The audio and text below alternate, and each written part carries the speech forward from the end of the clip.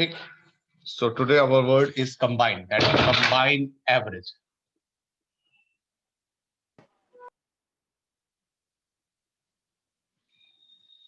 यहाँ combined average का मतलब है आपके पास ग्रुप्स होंगे, ग्रुप इन्वॉल्व होंगे, वहां पर जाकर आपको कैलकुलेशन करनी पड़ेगी किसकी, एवरेज की. सपोज आपके पास दो ग्रुप हैं, here is group G1, here is group G2. ये तो two groups G1 and G2 और इनके हमने नंबर ऑफ ऑब्जर्वेशंस पता है. Suppose here number of observation is N1, ठीक है, और इसमें ले लिया नंबर ऑफ ऑब्जर्वेशन ले लिया मैंने N2. Two groups are there, first group G1, second G2, number of observation N1 and N2 and their average. इस ग्रुप का अपना एवरेज को मैंने X1 बोल दिया, तो बार लगा देते हैं X1 बार, इसको बोल देते हैं X2 बार. ठीक है, दो ग्रुप पता है, नंबर ऑफ ऑब्जर्वेशन पता है, उनका एवरेज पता है. तो हम इसका फॉर्मूला यूज कर लेते हैं ग्रुप 1 के लिए. तो क्या यूज करते हैं आप लोग, सम अपॉन इसका टोटल सम करते हैं, नंबर ऑफ ऑब्जर्वेशन आपने N1 बोला है. इसके लिए अगर मैं X2 बार की बात करूं तो इसका आप सम निकाल लेंगे अपॉन N2. ठीक है ना, दोनों ग्रुप का मैंने फॉर्मूला यूज कर लिया, सम अपॉन ऑब्जर्वेशन.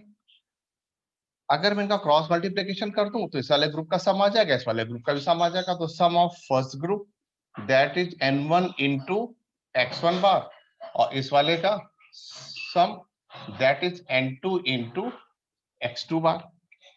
तो दोनों ग्रुप का मैंने सम भी निकाल लिया. अब मैं टोटल सम चाहता हूं इस ग्रुप का. ग्रुप बोले तो group G1 and group G2, इस पूरे ग्रुप का टोटल सम. तो टोटल सम के लिए मैं क्या करूं, टोटल इसका ऐड कर लूं, यानी मैं sum of observation both the group इसकी बात कर रहा हूं, sum of observation in both group. ठीक, तो sum of observation of both group क्या होगा, दोनों को उठा के ऐड कर लेता हूं, that is N1 X1 bar plus N2 X2 बार. ये क्या किया हमने, दोनों ग्रुप का सम निकाल दिया. और दोनों ग्रुप के टोटल नंबर ऑफ ऑब्जर्वेशन भी पता है, total number of observation, total number of observation कि टोटल ऑब्जर्वेशन कितने हैं, एक के पास N1 है, एक के पास N2 है, तो टोटल हो गया आपके पास N1 plus N2.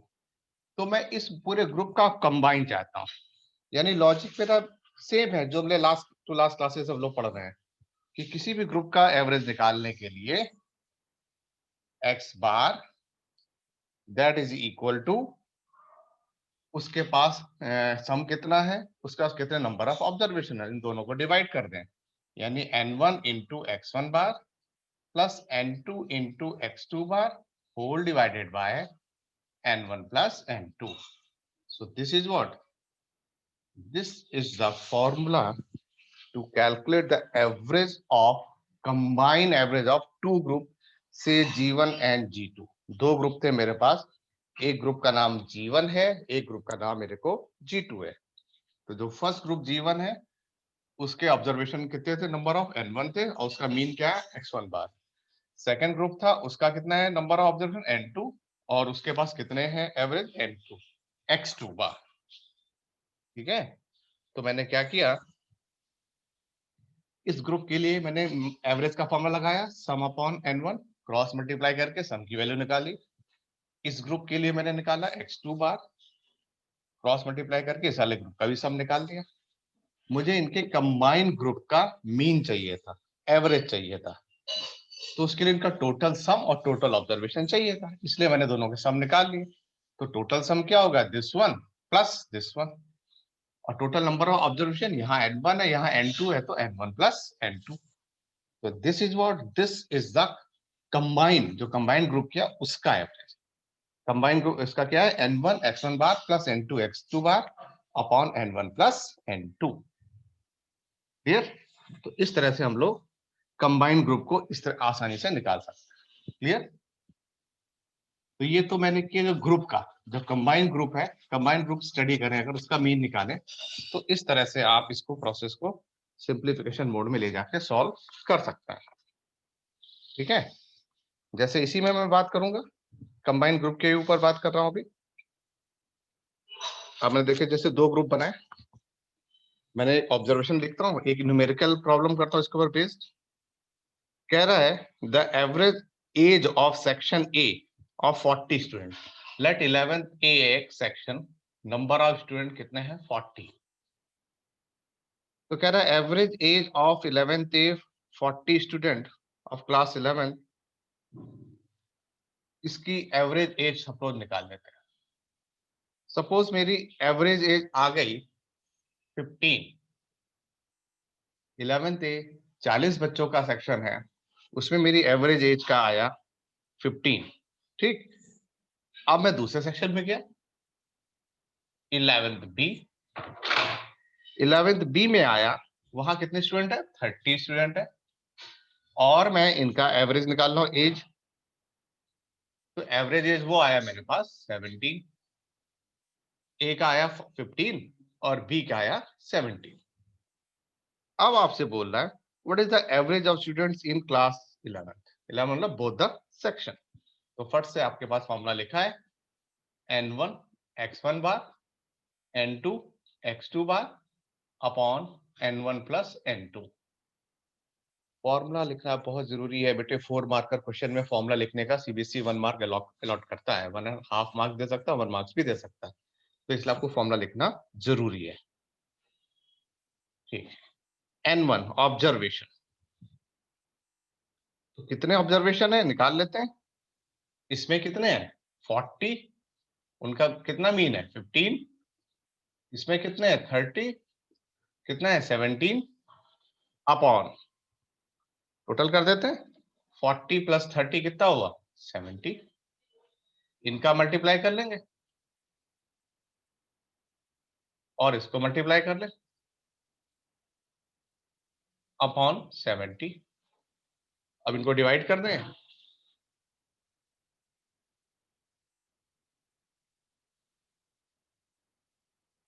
Upon 7, decimal की 2 प्लेस तक इसकी आप वैल्यू निकाल लेंगे। क्लियर? ये मैंने सीधे इसे एक बेस पे क्वेश्चन तैयार किया, ये ग्रुप ए तैयार कर लिया, ये आपका ग्रुप बी तैयार किया, दोनों ग्रुप मैंने तैयार किए। ग्रुप पे बेस्ड मैंने ऑब्जर्वेशन के हिसाब से इसका कंबाइंड वैल्यू निकाल दी, combined value in the sense combined average निकाल दिया, ठीक है। और एक अभी और करता इसी पे बेस्ड देखें,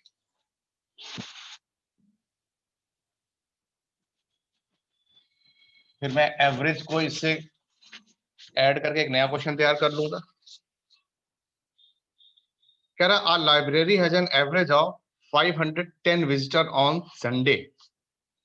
कहता संडे में देखे गए, संडे में 510 विजिटर्स रिकॉर्ड किए उसने, ठीक है, एंड 240 ऑन अदर डेज। दूसरा दिन होता संडे के अलावा अदर, तो मैं अदर डे लिख देता हूं, वो कितने हैं 240, ठीक। फिर से पढ़ लो, our library has an average of 510 visitors on Sunday and 240 on other days. एक तरह से एवरेज बताया उसने, संडे में एवरेज 510 लोग आते हैं और अदर डेज में 240 डेज आते हैं। अब आपसे क्वेश्चन पुटअप किया गया है what is the average number of visitor per day, what is the average visitor number of visitor per day in the month of June। कह रहा मैं जून की बात कर रहा हूं आपसे, in the month of June beginning with Sunday, जून में स्टार्ट करूंगा लेकिन बिगनिंग किसमें होनी चाहिए, लिख रहा हूं question, that is beginning with Sunday, यानी जून के मंथ से स्टार्ट कर रहा हूं, जहां संडे से स्टार्ट हो रहा है तो वहां से उसने स्टार्ट कर लिया। तो जब आपने जून को देखा, जून में आपके डेज आ गए, कैलकुलेट किया, तो आपने देखा उसमें नोटिस किया 5 संडे आ गए आपके पास जून में, 5 संडे, ठीक है, एंड 25 अदर डेज हो गए, 25 आपके अदर डेज हो गए। क्लियर? 30 है ना, तो 5 संडे हो गए और 25 आपके अदर डे हो गए, और डे मतलब अदर डे। तो आपके यानी ये आपने इंफॉर्मेशन मंथ के हिसाब से देख ली, जून 30 डेज 5 संडे हो गए और 25 आपके अदर डेज हो गए जून में। अब मैं चाह रहा हूं उसका मीन निकाल लें, मीन पूछा है ना, तो पहले संडे का दे लेता हूँ, 5 संडे में कितनी एवरेज आई होगी वैल्यू 510, अदर डे कितने हैं 25, कितनी एंट्री है 240 है ना, 5 into this अदर डेज आपके पास कितने हैं 25, तो 25 into 240 divided by total sum कर दें 5 + 25, ठीक। तो इस तरह से आप इसको ऐड करके वैल्यू निकाल देंगे। यानी ये डेज आपको कभी कभी एंड खुद आपको ऑब्जर्व करना पड़ेगा, जरूरी नहीं कि हर बार आपको मिल जाए, इसमें आपको कुछ वैल्यू भी निकालनी पड़ जाएगी। यानी डेज के हिसाब से हर बार आपको n1 x1 नहीं दिया जाएगा, ऐड करके डिवाइड करेंगे, you will get the answer, value आपको मिलेगी, ठीक। अब इसको अगर थोड़ा धीरे 1 by 1 टफ करता है, टफ करता मतलब कहीं ना कहीं ऑब्जर्वेशन को इंक्रीज या डिक्रीज करके वैल्यू लेके आएगा, ठीक है ना।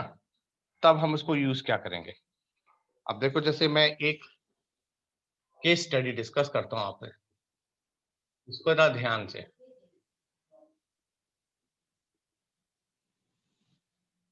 केस स्टडी डिस्कस करो ध्यान से। कह रहा है let there are n1 observation in with average. कह रहा है कोई एक ग्रुप ले लिया, जैसे यहां आपके पास n1 ऑब्जर्वेशन है और इनका जो मीन है यानी एवरेज है वो x1 बार है, ठीक। let there will be n1 observation with average of x1 bar. If from this group यानी इस ग्रुप से n2 observation having average x2 are removed, यानी इस जो आपका बहुत बड़ा ग्रुप है, इसमें से मैंने कुछ ऑब्जर्वेशन निकाल दिए, लेफ्ट किए, लेट कितने लेफ्ट किए n2 ऑब्जर्वेशन लेफ्ट कर दिए मैंने, रिड्यूस कर दिए, और उन n2 ऑब्जर्वेशन का जो एवरेज था वो x2 बार था। यानी total number of person n1 थे, उनका मीन था, एवरेज था x1 बार, उसमें से n2 ऑब्जर्वेशन जिनका एवरेज x2 बार है वहां से मैंने रिमूव कर दिया, ठीक है, रिमूव कर दिया। तो अब मैं चाहता हूं n1 थे n2 निकल गए, अब आपके पास बचे कितने n1 माइनस n2, ये बचे ना। तो हम चाहते हैं average of remaining n1 minus m2 observation, तो मुझे इस वाले का एवरेज निकालना है। Concept is clear. तो मैंने बड़ा इजी से कंसेप्ट लगाया कि जो इस वाले का निकालना है, फिर मैं इसको बताऊंगा कैसे, ट्रिक बता रहा हूं। सबसे पहले आप n1 x1 बार लिख लो, ऐसे n1 इंटू x1 बार, जो निकले हैं उनका निकाल दो, निकाले तो माइनस हो गया n2 x2 बार, याद रहे माइनस किया है क्योंकि यहां से मैंने रिमूव किया है। अब टोटल में से n1 थे उसमें से n2 को भी निकाल दो, यानी n1 x1 bar minus n2 x2 bar whole divided by n1 minus n2, उसको मैंने यहां से रिड्यूस कर दिया, तो ये आएगा। अब मैं चाहता हूं इसको लॉजिकली भी प्रूफ कर दूं, ये तो ट्रिक बता दी आपने, ठीक है, ये मैंने ट्रिक बता दी मैंने आपको। अब देखो इसको कैसे रिमूव भी कैसे निकाल कैसे सकते हैं, आप आसानी से निकाल सकते हो। अगर मैं इसको बोलूं कि प्रूव दैट, तो आप बोलोगे सर x1 जो था बार वो क्या होगा, इसके अंदर ही तो दो लोग हैं, n1 भी है n2, तो टोटल का निकाल लेता हूँ, देखो मैं प्रूफ करके भी दिखा रहा हूँ, ये तो मैंने रिजल्ट लिख दिया डायरेक्ट। आप इस तरह से अगर लॉजिकल प्रूफ करने की बात करें तो आप क्या बोलेंगे कि सर जो x1 बार है उसके अंदर n1 और n2 दोनों है, यानी एक तरह से एक बहुत बड़ा ग्रुप है, उसके अंदर एक छोटा n1 है, एक छोटा सा n2 है, इसका मेरे पास x1 बार है, इसका मेरे पास x2 बार है, तो मैं इस पूरे ग्रुप का चाहता हूं x1 बार। तो क्या लिख दिया आपने, उसको टोटल ऐड कर लिया n1 plus n2 total observation, ठीक है, उस ग्रुप का, यानी x बार, क्या n2 हट रहा है तो उसको यहां से निकाल दो, n2 इंटू x2 बार को यहां से, और टोटल कितने लिए हैं x1 का निकाल रहे हो तो n1 बार ले लेते हैं, और x2 बार किसका ले रहे हैं, रिमूव होने के बाद जो ग्रुप बन रहा था आपका, यानी x2 बार ऐसे लिख लें। तो जो रिमूव किया था आपने n1 प्लस n2, जो जो बचे हैं उनकी बात कर रहा हूं मैं, माइनस n1 को अलग अलग कर दिया फिर से आपने, n1 x1 बार अपॉन n1, और यहाँ N2 तो यहाँ पे आप N2 लिख दो ऐसे। तो मेरा कहने का मतलब है दोनों का इंडिविजुअल अलग अलग ऐसे निकाल के अब x बार निकालना है टोटल, तो क्या करेंगे, सबके लिए अलग अलग निकाल दें, यानी इस वाले का प्लस इस वाले का into N1 upon N1 plus N2 plus N3 dash dash dash N up to N तक, यानी लास्ट N तक वैल्यू ले जाए, एक एक करके डिक्रीज करते जाएंगे, ओवरऑल लास्ट में फिर से ये रिजल्ट आपको कैलकुलेट हो जाएगा। यानी कहने का मतलब जब आपको प्रूफ करना हो तो आप जा सकते हैं one by one, step by step, एक एक करके रिमूव करते हैं, जो हम लोग क्लास 9th और 10th में करते थे कि उसको गलती से डेटा ये पढ़ लिया गया, उसका एवरेज इतना आ गया, तो बताइए एक्चुअल नंबर, जो एक्चुअल है वो ऐड है, जो गलती से पढ़ा वो आपका माइनस हो जाएगा। इस तरह से आप ऐसे क्वेश्चंस को जाके कर सकते हैं, नो इश्यू, इसमें कोई दिक्कत वाली बात नहीं है, ठीक है ना। तो हम अभी मीन एवरेज के ऊपर डिस्कशन लेवल था हमारा, मीन एवरेज है, और इसको हम कैसे, हम एवरेज से, एवरेज जो लास्ट क्लास में हम लोग डिस्कस किया था कि एवरेज से कैसे डिस्कस करेंगे, जब मैंने भी बता रहा था, जैसे मैं एवरेज की बात कर रहा था, कल मैंने लिया था एवरेज, सिंपल आपने फॉर्मूला बताया था कि सर एवरेज का मतलब हो गया सम अपॉन एन, कभी कभी इसी को मैं थोड़ा ऐसे लिख दूंगा सिग्मा लगा के, ठीक है, सिग्मा यानी समेशन ऑफ दैट नंबर, यानी एक्स आई अपॉन एन लिख दूंगा, आई की वैल्यू 1 से लेके आई की वैल्यू एन तक ऐसे लिखूंगा। तो इस फॉर्मूले से कंफ्यूज नहीं होना, यहाँ सिग्मा का मतलब क्या है, यहाँ सिग्मा का मतलब आपका समेशन है, यहाँ सिग्मा का मतलब आपका समेशन है, तो इसमें आपको कंफ्यूज बिल्कुल भी नहीं होना है। जैसे मैं थोड़ा एक ट्रिकी क्वेश्चन उठाता हूँ, कह रहा देयर आर 3 पॉजिटिव नंबर्स, इसी में क्वेश्चन करता हूँ, ध्यान से देखें, कह रहा देयर आर 3 पॉजिटिव नंबर, कोई 3 पॉजिटिव नंबर्स हैं, तो ले ले, let numbers are A B सी,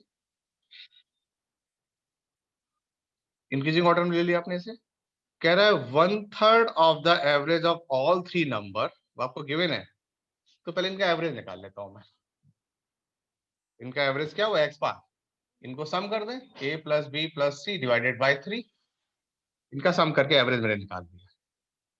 अब कह रहा है 1/3 of average of all these 3 number is 8 less from the value of highest number. अगर इंक्रीजिंग नंबर में नंबर लिए हैं, मैंने a greater than b greater than c पहले बोल दिया मैंने, सबसे बड़ी वैल्यू a है, फिर b है, c, ठीक है ना। तो अब मैंने बात की कि 1/3, कह रहा given that 1/3 of average x is 8 less then the highest number. अगर हम इंक्रीजिंग डिक्रीजिंग ऑर्डर की बात करें, यहाँ पे a आ रहा है या b c, आप कुछ भी डाल सकते हैं इसमें, जैसे नंबर 1 2 3 है तो सबसे बड़ा नंबर c हो गया, जैसे 1 है ग्रेटर देन 0 ग्रेटर देन -1 ऐसे लें, तो इस तरह नंबर ये आपका नेगेटिव आ जाएगा। तो आप इसको क्या करें, इसको आप रिवर्ट कर लें, रिवर्ट कर लें मतलब सबसे बड़े नंबर को, जैसे ये नंबर लिखा ना ए बी सी, तो इंक्रीजिंग ऑर्डर सबसे बड़ा इस वाले नंबर को यूज करेंगे according to our given condition, यानी सी नंबर को ले लेंगे, ठीक है ना। तो क्या कह रहा 1/3 ऑफ दिस, यानी 1/3 ऑफ दिस, यानी 1/3 ऑफ दिस नंबर, ऐसे दैट इज इक्वल टू, जो हाईएस्ट नंबर सबसे बड़ा ये हो गया, उसमें से अगर 8 को माइनस कर दें, वो आपके क्वेश्चन में बोल रहा है कि 1/3 of this number, 1/3 of mean is equal to highest number से मैं 8 को माइनस कर देता हूँ अगर, तो ठीक है, और एक्स बार की वैल्यू आपको पता है, a plus B plus C upon 3 into 3 9 हो गया, तो a plus B plus C 3 into 3 9 equal to c minus 8, यानी मैं a plus B equal to a plus B 8c, यानी हो जाएगा 8c माइनस 72। ये मैंने एक इक्वेशन जनरेट कर ली, एक ये बनी थी, दूसरी मैंने एक ये बना ली, क्योंकि ओवरऑल मुझे 3 इक्वेशन बनानी पड़ेंगी अगर ए बी सी की वैल्यू को कैलकुलेट करना है, ठीक है ना। तो अब मैं क्या, फिर आगे कह रहा है कि average of the lowest and the second lowest number is 8, lowest and second lowest, lowest and second lowest, इनका एवरेज तो a plus B upon 2 is equal to 8, ये भी दे रखा है, the average of lowest and the second lowest number is 8, यानी a plus B equal to 16 हुआ, इसका मतलब क्रॉस मल्टीप्लाई कर लें, ये बन गई मेरे पास थर्ड इक्वेशन। अब a प्लस बी 16 है, तो मैं यहाँ 16 पुट कर दूंगा, तो यहाँ से मेरे पास c की वैल्यू आ जाएगी, तो c कितना आया 16 72 84 8, यानी 88 11, तो c की वैल्यू आ गई मेरे पास 11, तो हाईएस्ट नंबर बोला था, हाईएस्ट नंबर निकाल दिया मैंने 11। फिर से मेरा क्वेश्चन क्या था, क्वेश्चन था देयर आर 3 पॉजिटिव नंबर्स, ठीक, and they are increasing order. There are 3 positive numbers. 1/3 of average of all 3 number is 8 less than value of higher number. Higher number सबसे बड़ा ये हो गया आपका, जब इंक्रीजिंग ऑर्डर में लेके चल रहे हैं, यानी C is greater than B greater than A. तो 3 नंबर लिए A B C, इनका मैंने एवरेज निकाल दिया. तो एवरेज कितना आ गया? A plus B plus C upon 3. 3 number थे. कंडीशन यहाँ लिख देते हैं अकॉर्डिंग टू प्रॉब्लम. कह रहा 1/3 ऑफ मीन, या मीन मतलब average, 8 less than higher number. C से माइनस कर दिया, 8 क्रॉस मल्टीप्लाई किया, एक्स की ये वैल्यू को मैंने यहाँ पर पुट कर लिया, तो a प्लस बी आ गया मेरे पास 8c माइनस 72. फिर आगे उसने लाइन बोली the average of lowest and second lowest number. तो lowest and second lowest number, इनका एवरेज यानी a और b, अब इन दोनों की बात कर रहा हूं, तो इन दोनों का एवरेज मतलब a plus B upon 2. That number कह रहा है is 8, that is equal to 8. तो 2 8 जा 16 हो गया, a प्लस बी 16 आ गया. तो ये दोनों इक्वेशन आ गई मेरे पास, एक ये इक्वेशन है, दूसरी ये इक्वेशन है. तो a प्लस बी की जगह यहाँ 16 पुट किया, तो मेरे पास c की वैल्यू आ गई 11.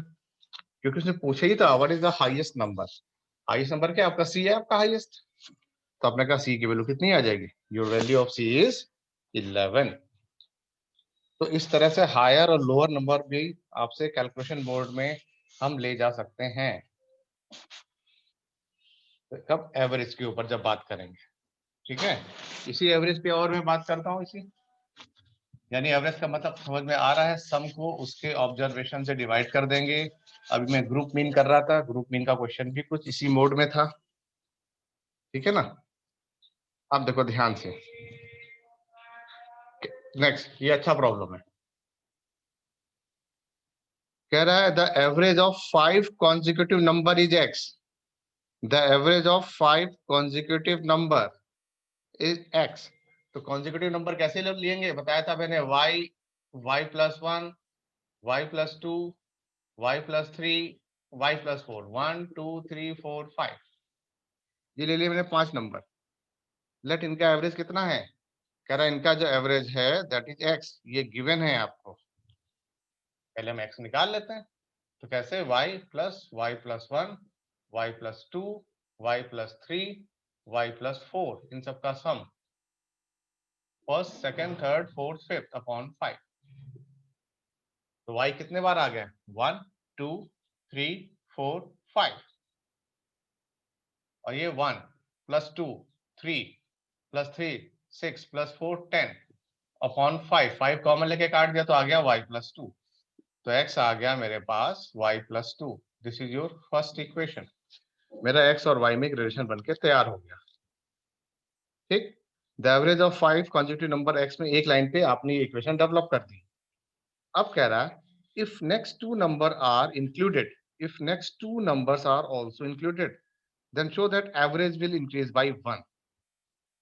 कह रहा है इस नंबर में 2 नंबर और डाल देते हैं कंसेक्यूटिव, यानी क्या क्या डाल दें? y प्लस 5 को डाल दिया और y प्लस 6 को उसने और ऐड कर लिया, तो नया एवरेज आ गया कुछ. लेट न्यू एवरेज को मैं कुछ नाम दे देता हूँ. लेट z नाम दे दिया मैंने.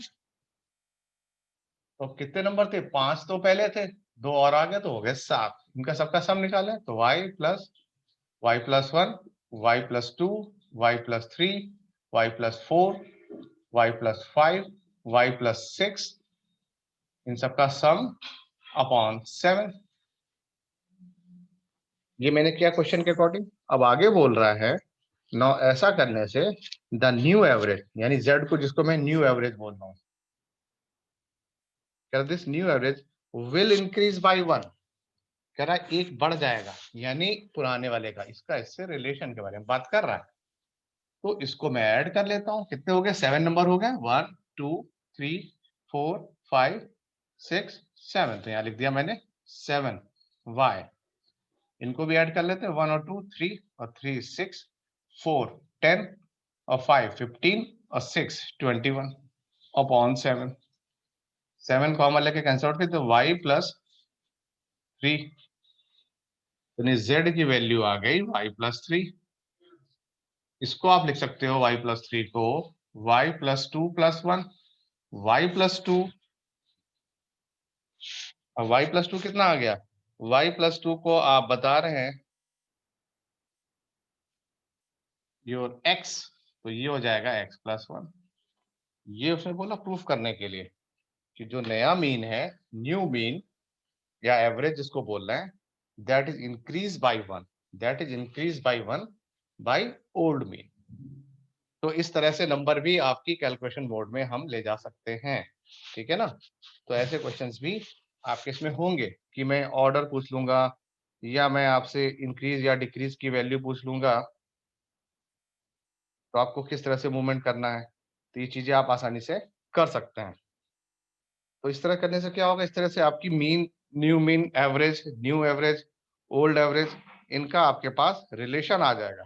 रिलेशन इन द सेंस कि जो मैं आपसे कैलकुलेशन मोड में ले जाऊंगा करने के लिए कि इंक्रीज है या डिक्रीज है, ये सब चीजें आपको देखनी पड़ेंगी उसमें क्वेश्चन के अकॉर्डिंग, और ये आपको गिवन होगा और इसको आप आसानी से प्रूव भी कर लोगे अकॉर्डिंग टू गिवन डाटा, ठीक। तो डाटा के according new mean, old mean, जब मैं बार बार मीन जो वर्ड यूज कर रहा हूँ, दैट इज